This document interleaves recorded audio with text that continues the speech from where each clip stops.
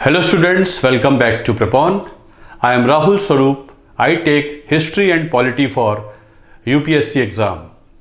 These days, for your support for prelims 2024, we are doing theme-based MCQs on Indian history and Indian polity.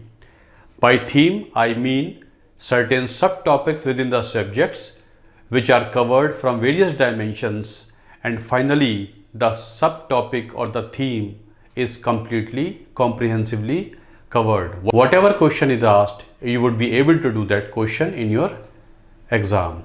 So let us start today's class.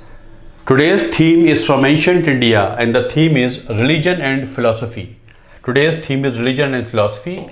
Usually many questions are asked from religion and philosophy in your exam. So let us start. First question. In Buddhism, the day of Buddha Purnima is considered auspicious because Buddhism में बुद्ध पूर्णिमा का दिवस auspicious शुभ क्यों माना जाता है? क्या कारण है उसका? क्या इस दिन birth of the Buddha took place और बुद्धा टुक एनलाइटनमेंट और gained enlightenment on this day, और on this date Buddha attained mahaparinirvana, और on this day Buddha delivered the first sermon, उन्होंने प्रथम उपदेश दिया था। इनमें से किन कारणों की वजह से बुद्ध पूर्णिमा मनाई जाती है? तो बुद्ध पूर्णिमा को ट्रिपल ब्लेस्ड डे कहा जाता है। ट्रिपल ब्लेस्ड डे कहा जाता है। बुद्ध के जीवन में 5 बड़ी डेवलपमेंट हुए, इवेंट्स हुए। उनमें 3 development events full moon day को होते हैं।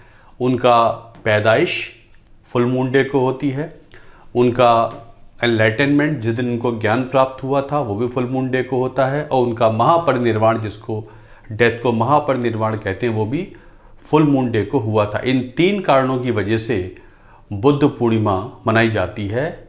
इसको ट्रिपल ब्लेस्ड का मतलब 3 इंपॉर्टेंट इवेंट बुद्ध के जीवन के इसी दिन हुए थे, इसलिए बुद्ध पूर्णिमा मनाई जाती है। तो answer is 1, 2, 3, that is C is the answer.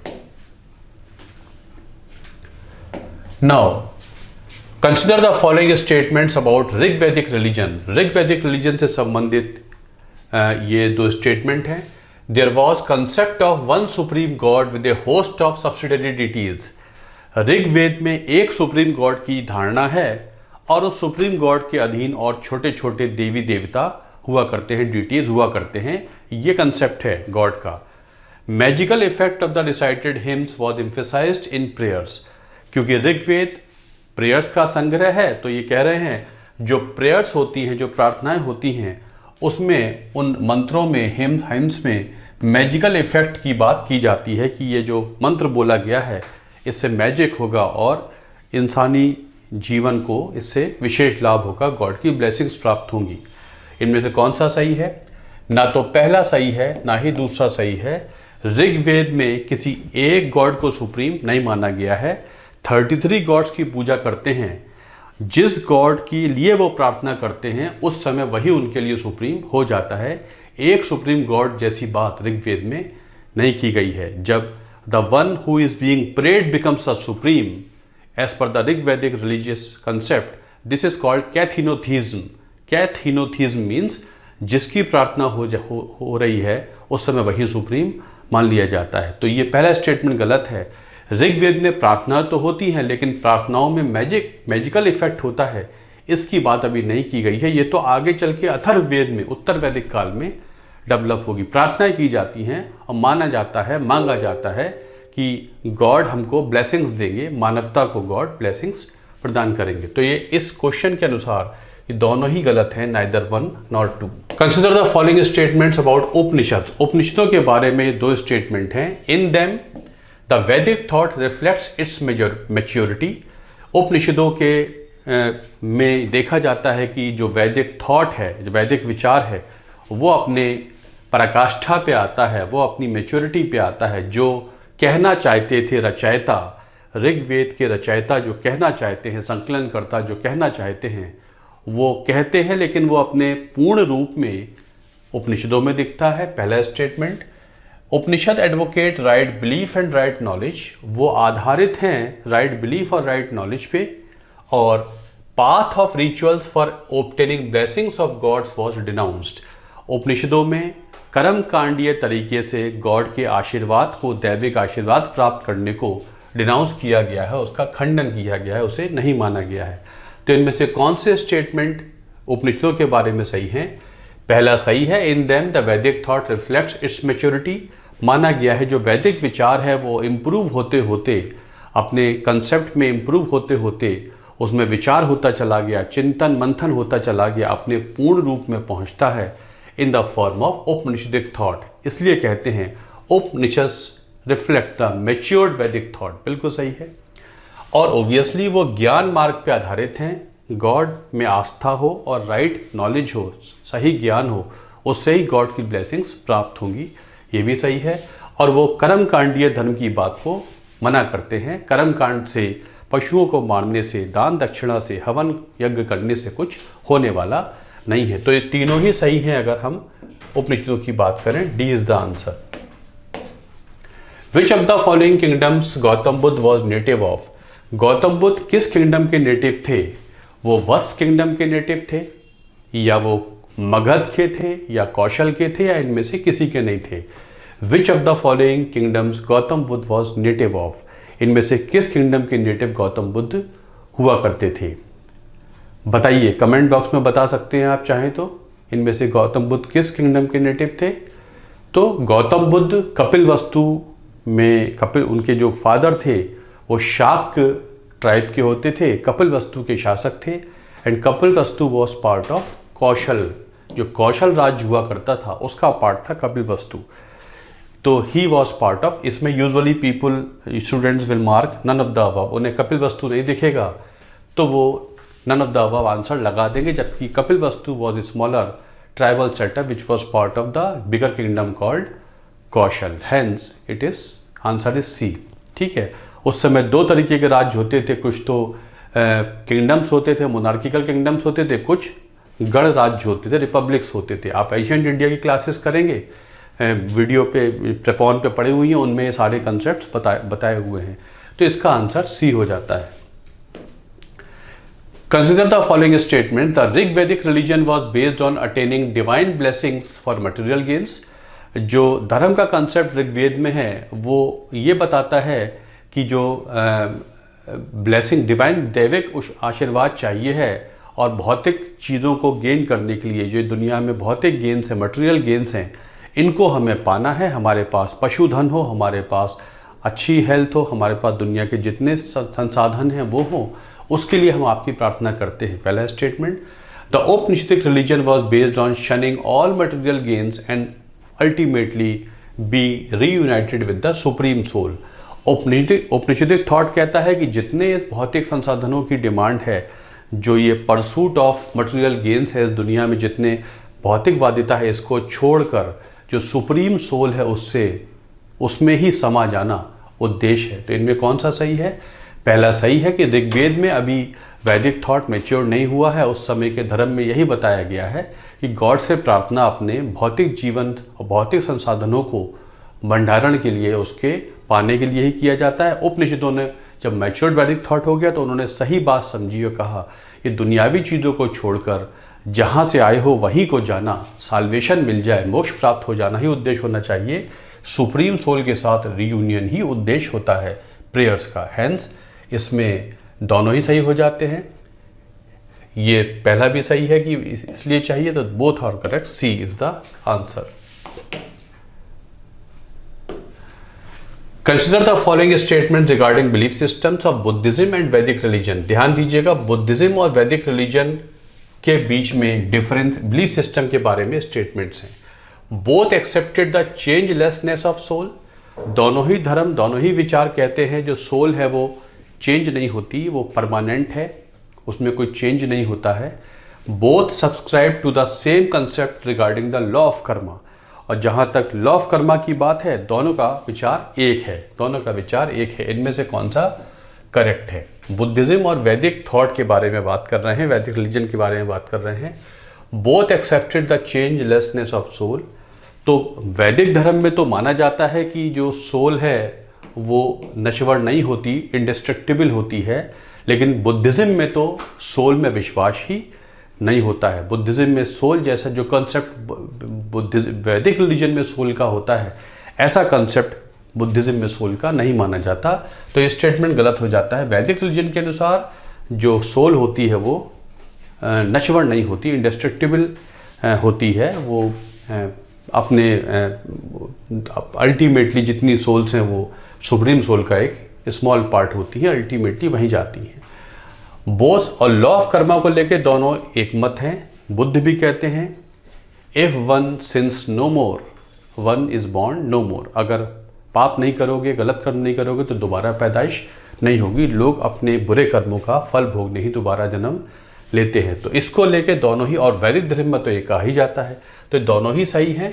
तो सेकंड स्टेटमेंट ये वाला सही है इस पॉइंट ऑफ व्यू को लेके, पहला स्टेटमेंट गलत हो जाता है। Hence B is the answer, 2 only is correct. एक स्टेटमेंट दिया गया है man's life is subject to predetermined course of events. जो मानव जीवन है वो पहले से निर्धारित है, सब कुछ पहले से तय है। तुम्हारे कर्मों से कुछ भी चेंज होने वाला नहीं है। The above statement relates to which of the following heterodox sects of ancient period.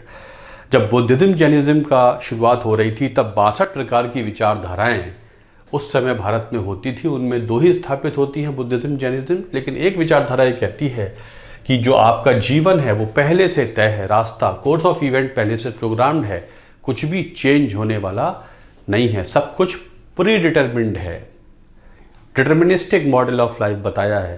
तो इनमें से किस चीज़ के लिए है ये? चारवाक या बुद्धिज्म या जैनिज्म या आजीवक? आजीवक संप्रदाय के लिए कहते हैं। आजीवक में बोला जाता था कि ये नियतिवाद है, सब कुछ पहले से तय है, नथिंग कैन चेंज। जो तय है, जो होना है वो होके रहेगा, ये नियतिवाद कहलाता है। आजीवक flourished along with other heterodox sects around 6th century BC. It advocated Niyativad, that is, every event of future is predetermined. One's actions cannot change one's future. आपके कर्मों से कुछ होने वाला नहीं है। आजीवक संप्रदाय है। According to Buddhism, the turning of the wheel of law signifies what? Buddhism में जो इवेंट है बुद्ध के जीवन का, turning the wheel of law, setting into motion the wheel of law, क्या सिग्निफाई करता है? It signifies commencing of the Buddha's journey or propagation of religion outside India. ये बुद्ध के जीवन का चक्र है, उसकी शुरुआत बताता है, या फिर बुद्ध जो बुद्धिज्म का प्रोपगेशन भारत के बाहर है वो बताता है, या बुद्ध का पहला उपदेश देना बताता है, या बुद्ध का अपना घर छोड़ना बताता है, या issue of Buddhist edict by Ashoka, या अशोक ने जो एडिक्ट्स जारी किए हैं बुद्धिज्म पे उसे कहते हैं turning the wheel of law. तो इनमें से कौन सा कहलाता है व्हील ऑफ लॉ? तो आंसर इज दिस। जब बुद्ध ने अपना पहला उपदेश दिया है सारनाथ में डियर पार्क में 5 शिष्यों को, उसे ही कहते हैं turning the wheel of law. प्रथम उपदेश देना ही बुद्धिज्म की असली शुरुआत मानी जाती है। I have set into motion the wheel of my law, it will go on and go on says Buddha. Hence the delivering the first sermon, उन्होंने 5 शिष्यों को अपना प्रथम उपदेश दिया है जब उनको ज्ञान प्राप्त हुआ है, एनलाइटनमेंट हुआ है। उसके बाद विच of the following art works clearly marks the birth and nativity of Buddha.